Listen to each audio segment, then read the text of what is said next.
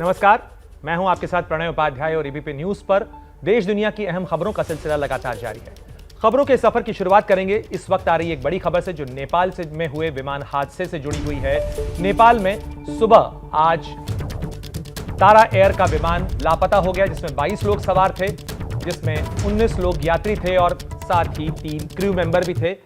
इस विमान में 4 भारतीय भी सवार थे और ये चारों भारतीय एक ही परिवार के सदस्य हैं। ये जानकारी अब लगातार सामने आ रही है। चारों लोग मुंबई के रहने वाले थे। इनके नाम हैं अशोक कुमार त्रिपाठी, धनुष त्रिपाठी, रितिका त्रिपाठी और वैभवी बांदेकर। पूरा देश इन चारों लोगों की, इन चारों भारतीयों की सलामती की दुआ कर रहा है। नेपाल के तारा एयरवेज का विमान हादसे का शिकार हो गया है। इस विमान में 22 लोग सवार थे, जिनमें 4 भारतीय नागरिक हैं। ये विमान सुबह पोखरा से उड़ान इसने भरी थी और जमसम की तरफ जा रहा था। इस विमान को ढूंढने की कोशिशें अब भी चल रही हैं, लेकिन मौसम इसमें आड़े आ रहा है। आप नक्शे के जरिए देख सकते हैं कि किस तरीके से विमान ने पोखरा से उड़ान भरी और 20 मिनट के करीब की ये फ्लाइट थी, जिसमें इसे जमसम पहुंच जाना था। नेपाल में मुस्तांग जिला जो है नेपाल का, वहां जमसम है, वहां पहुंच जाना था। और इस पूरे मामले पर ज्यादा जानकारी के साथ आशा थपलियाल, नेपाल की वरिष्ठ पत्रकार हैं, हमारे साथ जुड़ रही हैं। आशा जी, ये हादसा हुआ है, अभी तक क्या जानकारी मिल पा रही है? क्या विमान का कुछ पता लग पाया है? कितने लोग बचे हैं, नहीं बचे हैं? क्या जानकारी है इस वक्त? देखिए प्रणय, इसका अभी लेटेस्ट जो जानकारी है वो जो आया है, जो नेपाली सेना के एक सीनियर ऑफिसर ने बताया है कि मुस्तांग जिला का जो एक खासांग गांव है उसके नजदीक का एक एरिया है लांगचिगोला। तो वहाँ पे ये मतलब जले हुए सिचुएशन में ये विमान मिला है। ये अभी हम भी उनसे कांटेक्ट नहीं कर पा रहे हैं, बट ये चीजें आ रही है यहाँ की मेन स्ट्रीम न्यूज पे, ठीक है। तो जो वहाँ की स्थिति है कि कितना क्षति हुआ है, कौन जिंदा है, सारे कौन कौन, उनकी अवस्था क्या है, इसके बारे में अभी तक अपडेट नहीं आया है। तो हम इस बारे में अभी जो 22 यात्रु थे उसमें, उन यात्रुओं की स्थिति के बारे में अभी हम अपडेट नहीं दे सकते हैं। आशा जी, नेपाल बहुत सारे पर्यटक नेपाल जाते हैं, भारत से भी बहुत सारे लोग जाते हैं। इस विमान में भी 4 भारतीय सवार थे, लेकिन जिस इलाके में यह हादसा हुआ है वहां बीते 10 सालों में अगर हम बात करें तो 2 बड़े हादसे हो चुके हैं। अब तक 4 बड़े हादसे इस पूरे इलाके में हुए हैं और उसमें से 2 हादसे इसी जमसम और पोखरा के इलाके में हुए हैं, इसी रूट पर।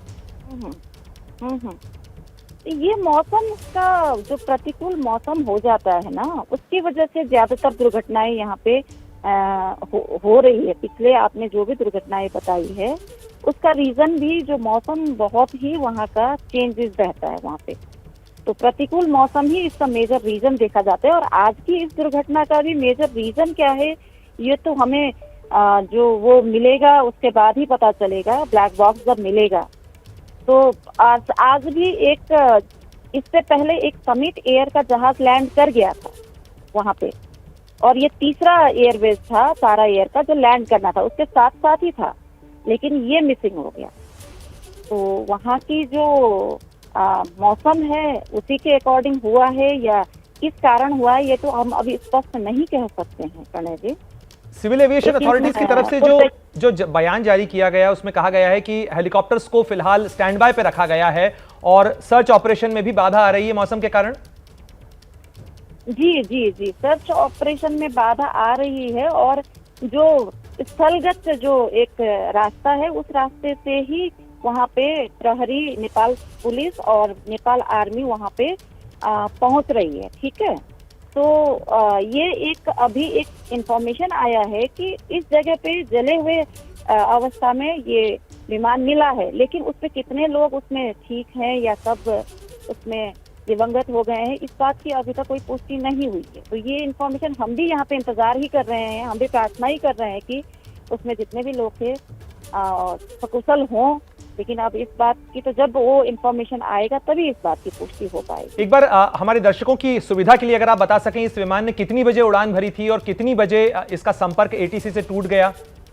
जी, ये 9:55 सुबह 9:55 पे ये विमान उड़ा था पोखरा से जोमसोंग के लिए, और 10:07 में ये संपर्क विहीन हो गया। तो उसके बाद उसके 3-3.5 घंटे के बाद ये विमान, थोड़ा इंफॉर्मेशन आया कि ये दुर्घटनाग्रस्त हो गया है। ठीक है, उसके बाद नेपाली सेना और नेपाल प्रहरी का हेलीकॉप्टर और जो एक टोली हो गई, उसको परिचालन कर दिया गया है उस तरफ। और नेपाल के जो होम मिनिस्टर हैं, उन्होंने स्ट्रिक्टली इसको निर्देशन भी दिया है कि इसको बहुत जल्द से जल्द इसका लेटेस्ट जो इंफॉर्मेशन है वो निकाला जाए और उद्धार किया जाए वहाँ पे। तो ये सारी चीज सर्च ऑपरेशन हो रहा है, लेकिन उस बीच में मौसम प्रतिकूल है उस जगह की, इसके कारण उद्धार कार्य में कठिनाई आ रही है करने की। इस तमाम जानकारी के लिए आशा थपलियाल आपका बहुत बहुत धन्यवाद। तो एक बार हम फिर बता दें कि इस वक्त नेपाल में लापता हुए विमान का जो रैकेज है, जो उसका मलबा है, उसे तलाशने की कवायदें जारी हैं। फिलहाल ये जानकारी नहीं मिल पाई है कि इस हादसे के अंदर कितने लोग सुरक्षित बच पाए हैं, लेकिन इस विमान में जिसमें 22 लोग सवार थे, उसमें 4 भारतीय भी थे, धनुष त्रिपाठी, रितिका त्रिपाठी और वैभवी बांदेकर। ये वो नाम हैं जो भारतीय नागरिक थे, इस विमान के अंदर सवार थे। नेपाल में पोखरा से जमसम जा रहा था। ये छोटा विमान था, ट्विन इंजन एयरक्राफ्ट था, ये छोटा विमान था। और इस विमान में कुल 19 यात्री और 3 चालक दल के सदस्य थे इस विमान में। और सुबह 9:55 पर नेपाल के समय के अनुसार इस विमान ने उड़ान भरी थी। 10:07 पर इसका संपर्क एटीसी से टूट गया। और नक्शे में आप देख सकते हैं 2 तस्वीरें, एक फ्लाइट मैनिफेस्ट की जिसमें 4 भारतीय, अशोक कुमार त्रिपाठी, धनुष त्रिपाठी, रितिका त्रिपाठी के नाम हैं, और साथ ही ये तस्वीर तारा एयरवेज के विमान की है। कुछ इसी तरीके का विमान था तारा एयरवेज का, जो लापता हुआ, और उसकी तलाश करने की कोशिशें अभी तक जारी हैं। जो स्थानीय मीडिया है उसके मुताबिक लांगचेबोला नाम की एक जगह है जहां पर जला हुआ मलबा देखा गया है। हालांकि वहां तक पहुंचने की कोशिशें जारी हैं। इस वक्त हेलीकॉप्टर्स के जरिए पहुंचने की कोशिश, तलाश की कोशिशें की जा रही थी, लेकिन खराब मौसम के कारण ये कोशिशें कामयाब नहीं हो पाई। इसलिए नेपाल सेना और नेपाल प्रहरी यानी नेपाल पुलिस की जो टीमें हैं वो भेजी गई हैं इस पूरे इलाके के अंदर छानबीन करने के लिए, पता लगाने के लिए, और उसके बाद ही पता चल पाएगा। लेकिन इसके पहले भी कुछ ऐसा ही हादसा तारा एयरवेज की फ्लाइट का 2016 में भी हो चुका है, जिसमें पोखरा और जमसम के बीच जा रहे विमान में 23 लोग मारे गए थे। बुलेटिन में आगे बढ़ते हैं और इस वक्त आ रही बड़ी खबर की बात करते हैं। महाराष्ट्र से निर्दलीय सांसद नवनीत राणा और उनके विधायक पति रवि राणा के खिलाफ अमरावती में केस दर्ज हो गया है। कल अमरावती के शंकर नगर में राणा के घर के सामने सड़क पर मंच बनाकर सड़क जाम करने और देर रात 12 बजे तक लाउडस्पीकर बजाने को लेकर यह केस दर्ज किया गया है। नवनीत और रवि राणा के अलावा उनके 14 समर्थकों पर भी यह केस दर्ज किया गया है। तो नवनीत राणा और रवि राणा अमरावती पहुंचे थे और अमरावती में कल जश्न के साथ उनका स्वागत हुआ था, लेकिन यह स्वागत समारोह अब जो है वो सांसद में डाल सकता है नवनीत राणा और रवि राणा को एक बार फिर। जमानत मिलने के बाद ये पहला मौका था जब नवनीत राणा और रवि राणा अमरावती पहुंचे थे। अमरावती से सांसद हैं, वहां दूध से अभिषेक करके स्वागत किया गया था नवनीत राणा का। और प्रणय निर्वाण हमारे साथ जुड़ रहे हैं, एबीपी न्यूज संवाददाता, उन्हीं से जानेंगे। प्रणय, किस तरीके की जानकारी मिल पा रही है? ये केस किस थाने में दर्ज हुआ है और क्या इसमें नवनीत राणा और रवि राणा की मुश्किलें बढ़ सकती हैं? जी बिल्कुल बढ़ सकती है, क्योंकि अमरावती शहर में जब कल उनका 36 दिनों के बाद आगमन हुआ तो युवा स्वाभिमान पार्टी और कुछ अमरावती के युवा लोगों के तरफ से उनका बहुत बड़ा जंगी स्वागत किया था। और इस समय जो रास्ते पे जो बहुत बड़ी भीड़ इकट्ठा हो गई थी, इसके अलावा जो रास्ते में जो ये हो गया था ब्लॉक, तो इसलिए वो भी उनके ऊपर गुनाह दर्ज होने की प्रक्रिया शुरू है। और दूसरी तरफ उनके घर के सामने जो देर रात को 12 बजे तक जो लाउड स्पीकर लगाया था और घर के सामने जो बहुत बड़ा एक कार्यक्रम हुआ था जिसके अंदर उनका दूध अभिषेक भी हुआ, और इस समय लाउड स्पीकर शुरू था, इसके सब नियमों का जो है वो पालन हुआ नहीं, इसीलिए सांसद नवनीत राणा और विधायक रवि राणा के ऊपर मामला दर्ज हुआ है। और इसके अलावा 15 कार्यकर्ताओं का भी इस मामले में उनका नाम आया है। जी, तो क्या इसमें उन्हें नोटिस दिया गया है या किस तरीके से आगे कार्रवाई होगी? जी अभी तो नोटिस नहीं दिया है, ये अभी आधे घंटे पहले ही प्रक्रिया पूरी हुई है। वो समारोह हुआ था, देर रात 12 बजे तक ये कार्यक्रम चला, जिस तरीके से दूध से अभिषेक करके नवनीत राणा और रवि राणा का स्वागत किया गया था अमरावती में। ये वो तस्वीरें हैं। और कोर्ट ने जमानत की शर्तों में यह शामिल किया था कि मीडिया से बात न करें, सभाएं न करें, लेकिन वो तमाम तस्वीरें जो बीते कई दिनों में सामने आई उसमें साफ नजर आता है कि नवनीत राणा और रवि राणा फिलहाल पॉपुलैरिटी के एक हाई पर हैं। और इस समय जो तस्वीरों में आप देख सकते हैं, दो तस्वीरें, अमरावती में जिस तरीके से भव्य स्वागत हुआ और जिस तरीके से दूध से अभिषेक किया गया, लाउडस्पीकर के खिलाफ नवनीत राणा पहले भी बोलती रही हैं, लेकिन उनके ही कार्यक्रम में लाउडस्पीकर बजने से अब मामला उलझ गया है।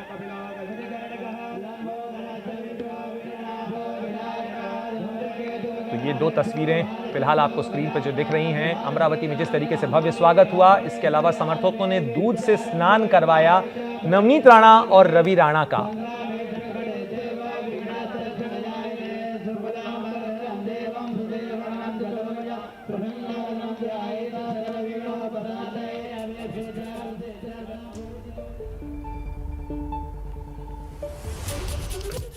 बुलेटिन में बात करते हैं सौहार्द की और सवालों की। इस समय देश भर में मंदिर मस्जिद हिंदू मुसलमान का विवाद चल रहा है। ज्ञानवापी से शुरू हुआ ये पूरा विवाद मथुरा, दिल्ली, मंगलुरु तक पहुंच गया है। लेकिन इन तमाम खबरों के बीच एक सुकून भरी खबर कश्मीर से आई है। कश्मीर के अनंतनाग से अक्सर आतंकियों और सुरक्षा बलों के बीच एनकाउंटर की खबरें तो ज्यादा आती हैं, लेकिन इसी अनंतनाग से सद्भावना की एक सच्ची तस्वीर भी सामने आई है। संवाददाता मनोज वर्मा की यह खास रिपोर्ट देखिए।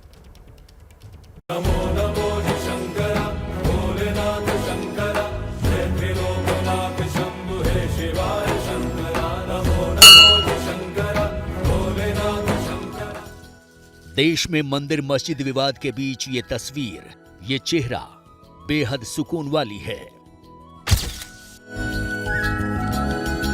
जगह है कश्मीर की अनंतनाग। शख्स का नाम है नूर मोहम्मद डार। अनंतनाग के इस शिव मंदिर में नूर मोहम्मद डार रोज सुबह इसी तरह भगवान शिव का जलाभिषेक करते हैं।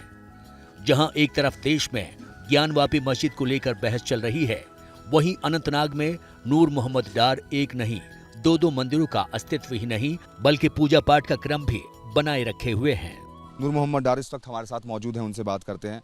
नूर जी, आपके बारे में बड़ा फेमस है कि आप शिव की भक्ति भी कर रहे हैं और शिव का एक मंदिर है काफ़ी पुराना यहाँ अनंतनाग में, आप उसको काफ़ी सालों से उसकी देखरेख कर रहे हैं।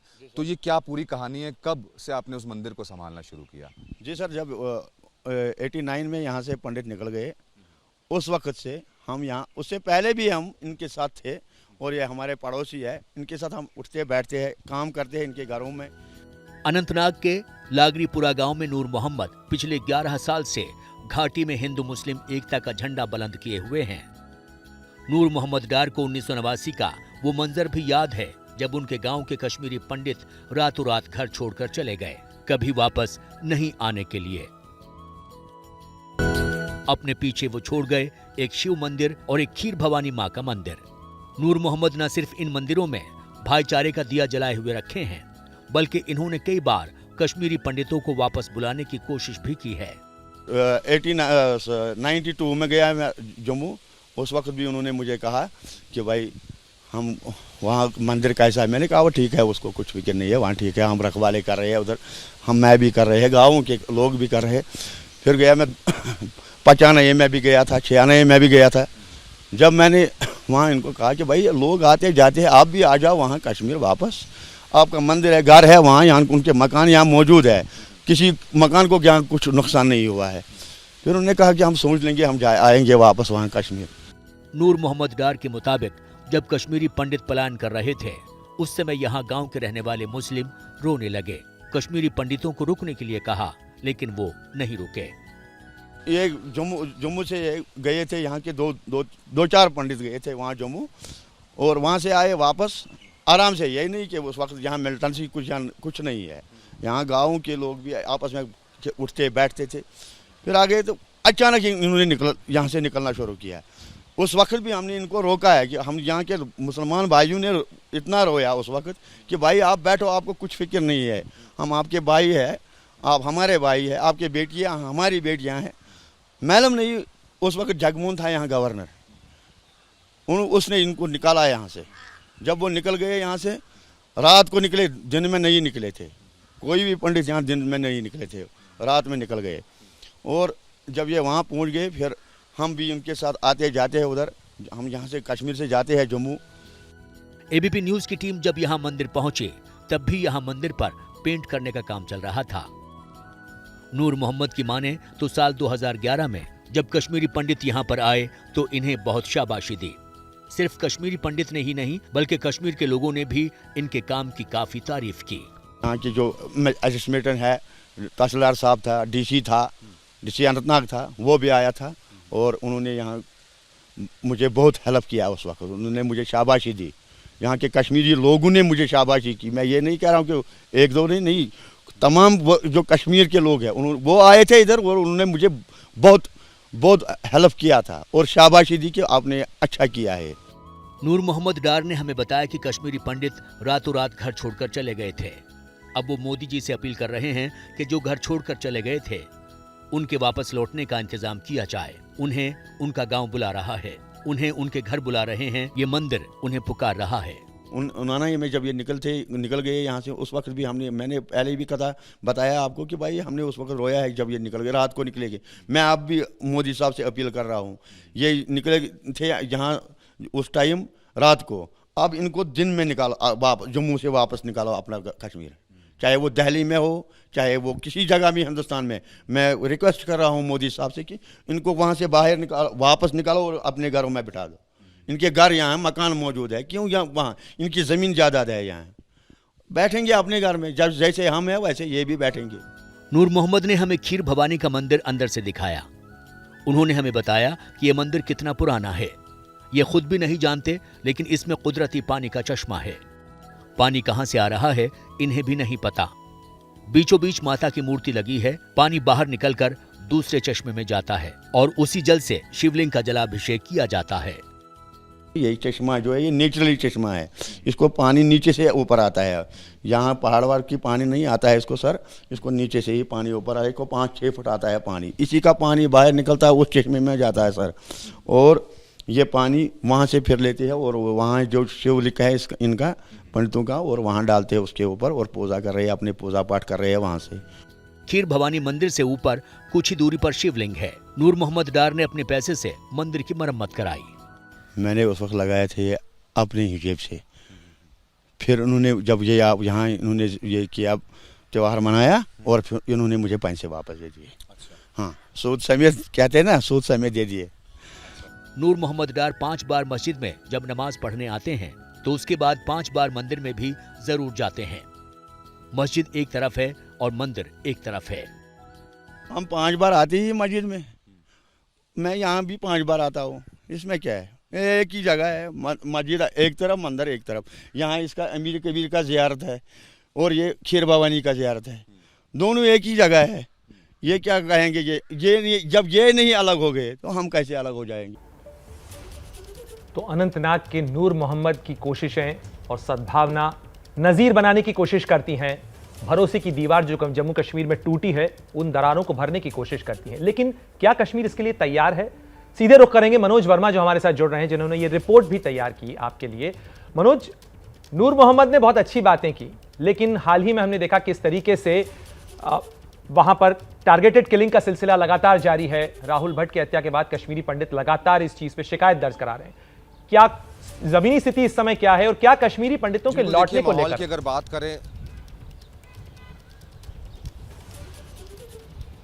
बिल्कुल देखिए, आपको बताना चाहूँगा कि लगातार जिस तरीके से टारगेट किलिंग यहाँ पर कश्मीर में हो रही है, पहले राहुल भट्ट की हत्या की बात करें या फिर कश्मीरी आर्टिस्ट की बात करें तो उनकी भी हत्या की गई और कहीं ना कहीं माहौल ख़राब करने की कोशिश लगातार यहाँ पर की जा रही है। और जैसा कि नूर मोहम्मद डार कह रहे थे कि वो चाहते हैं कि जो कश्मीरी पंडित घर छोड़कर चले गए थे वो वापस आ जाएँ, उनके घर वहाँ पर खाली पड़े हुए हैं, उन मकानों पर ताला लगा हुआ है। तो कहीं ना कहीं अब ज़रूरत है इसी तरीके से लोगों को एक साथ रहने की, और नूर मोहम्मद डार जैसे लोगों की और ज़रूरत है कश्मीर के अंदर। और नूर मोहम्मद डार ने सौहार्द की बहुत एक अच्छी तस्वीर जो है, एक अच्छी मिसाल पेश की है। वो 11 साल से दोनों मंदिरों की देखरेख कर रहे हैं। 2011 में जब कश्मीरी पंडित यहाँ पर पहुँचे तो वो भी हैरान थे कि वो लगातार मंदिर की देखभाल कर रहे हैं और मंदिर में उन्होंने काफ़ी पैसा भी खर्च किया और वो पैसा उनको वापस भी मिला। तो कहीं ना कहीं नूर मोहम्मद डार का यही कहना है कि वो हमारे ही लोग थे, हमारे ही साथ रहते थे, वो कहीं भी देश में रहते हो तो वो वापस कश्मीर लौट आएँ। जी अब बात सीमा पार आतंक फैलाने के पाक के मंसूबों की करते हैं। पाकिस्तान ने कठुआ में आज एक उड़ती हुई साजिश रची जिसे नाकाम कर दिया गया।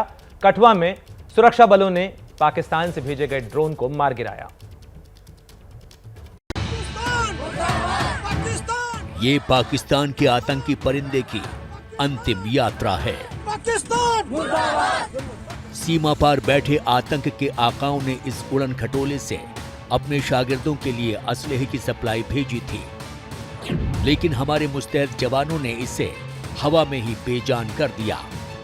ये तस्वीरें जम्मू के कठुआ में इंटरनेशनल बॉर्डर से 3 किलोमीटर दूर मौजूद तल्ली हरिया चक की हैं। आज सुबह 8 बजे के करीब गश्त पर निकले जवानों ने हवा में इस ड्रोन को उड़ते देखा। जैसे ही ड्रोन करीब आया, संगीनें गरज उठी और फिर जो हुआ वो आपके सामने है। राजबाग पुलिस की टीम ने जब ये नीचे की हाइट पे आया था तो इस पे 12 से 14 राउंड फायर करके इसको गिराया गया, जिससे इसके कुछ फिन्स भी टूटे हैं। इस ड्रोन के साथ एक पेलोड भी बांधा गया था। बम निरोधक दस्ते ने जब इसकी जांच की तो पेलोड से 7 अंडर बैरल ग्रेनेड लॉन्चर के हथगोले और 7 स्टिकी बम बरामद किए गए। अभी एक हेक्साकॉप्टर मिला है और उसके बाद उसके साथ पे लोड था, और पे लोड में कुछ यूबीजीएल्स हैं और कुछ ऐसे मैग्नेटिक बम या स्टिकी बम टाइप की चीज़ है। फर्दर हम इसको लेके एक्सपर्ट से चेक करवाएंगे कि इनका ट्रिगर मैकेनिज्म क्या है, इनकी बाकी चीज़ें क्या है। इससे पहले 14 मई को आरएसपुरा के अरनिया सेक्टर में भारत पाकिस्तान अंतर्राष्ट्रीय सीमा के पास भारतीय इलाके में पाकिस्तानी ड्रोन देखा गया था। सीमा पर चौकस बीएसएफ के जवानों ने इसे देखते ही फायरिंग शुरू कर दी थी, जिससे ड्रोन पाकिस्तान लौट गया था।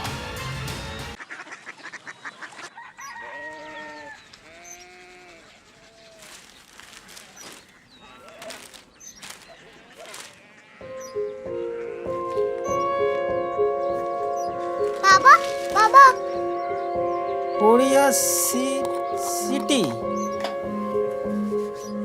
जानिए ना।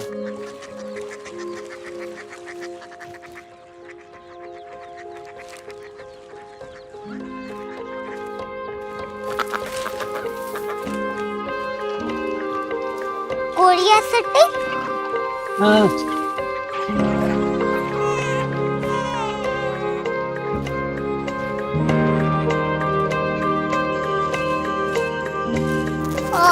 कोरिया सिटी कहाँ पे है? शहर अंग्रेजी लगे हैं।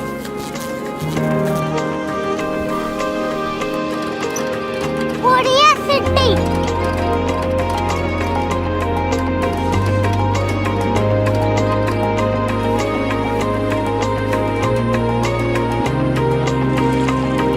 वो बहुत दूर है।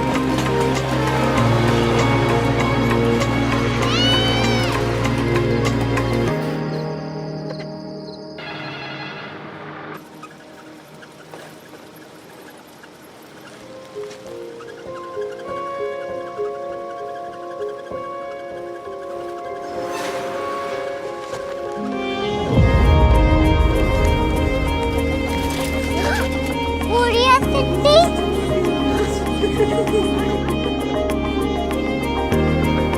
दुनिया को कुछ लोग बड़े होते हैं। कोरिया सिटी कहाँ है? प्रोफेसर साहब को पता होगा। हो, ये छोटा वाला ग्लोब लगता है और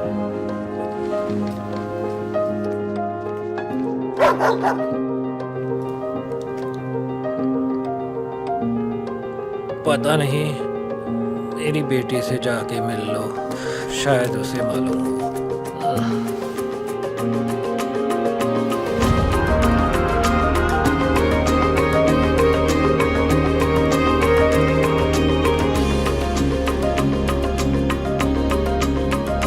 हाय, बाबा ने भेजा है। Come here. Korea city Korea city नहीं, क्यूरियोसिटी। वो क्या? That's what brought you here? जो तुम्हें यहाँ तक ले आया। क्यूरियोसिटी